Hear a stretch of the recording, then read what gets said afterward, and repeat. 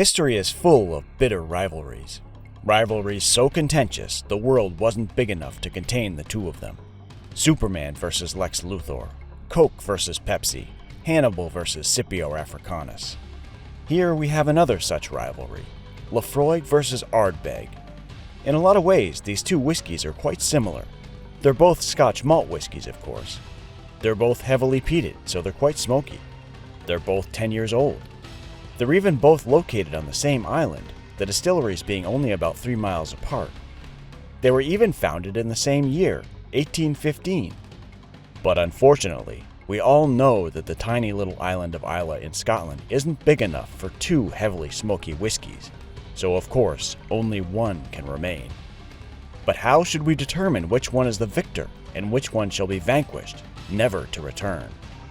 First, I attempted a side-by-side comparison to see if I could determine a winner that way. I tasted the Laphroaig and found it to be quite salty. There was a little bit of sweetness, though not really any fruit that I could detect. There's definitely smoke there, and it has a kind of charred meat character to it. Then I tasted the Ardbeg. I found it also to be quite smoky, though maybe not as salty as the Laphroaig. I did find some subtle fruitiness in the Ardbeg that didn't seem to be present in the Laphroaig, mostly a little melon, along with some creamy vanilla. It made me think of what the Glencadam 10-year-old might be if it was heavily peated. And the Ardbeg is a little bit ashier on the finish than the Laphroaig. They actually ended up being quite evenly matched. So how are we supposed to determine which one is the winner? Because of course, there can be only one winner, and the other must be the loser. You think a blind tasting would help? No, Chonk. A blind tasting wouldn't tell us anything.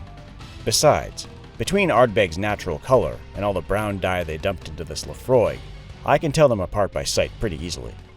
No, there's only one real way to choose a victor here, and that is through brutal hand-to-hand combat.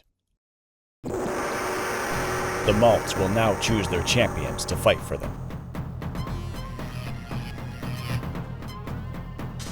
It looks like Laphroaig has chosen Sub-Zero.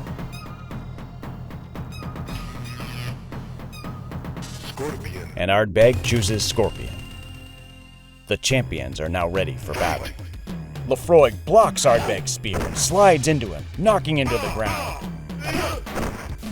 Ooh, Ardbeg buries his spear deep into the Laphroaig bottle and uppercuts him, sending him soaring through the air.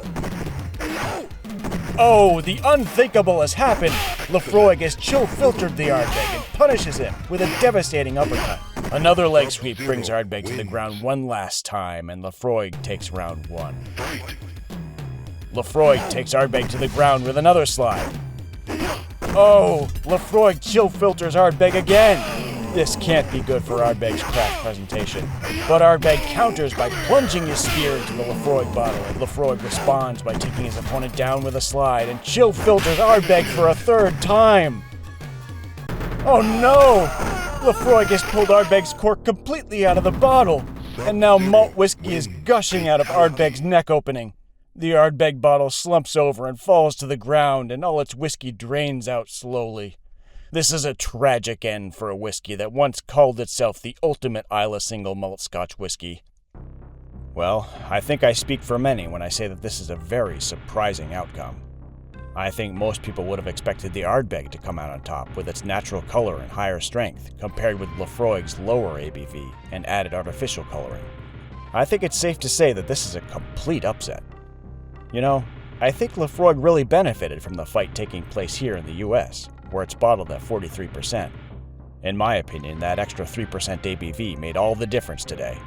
Move this fight overseas, where you have a 46% Ardbeg fighting a legal minimum strength 40% Laphroaig, and I think you have a completely different outcome.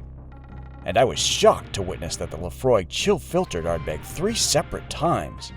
Ardbeg's mouthfeel will never recover from that. Well, I expect a lot of enthusiasts will be deeply troubled by the results of tonight's fight. I know most of you would have wanted the more craft-presented Ardbeg to come out on top, but the results are what they are.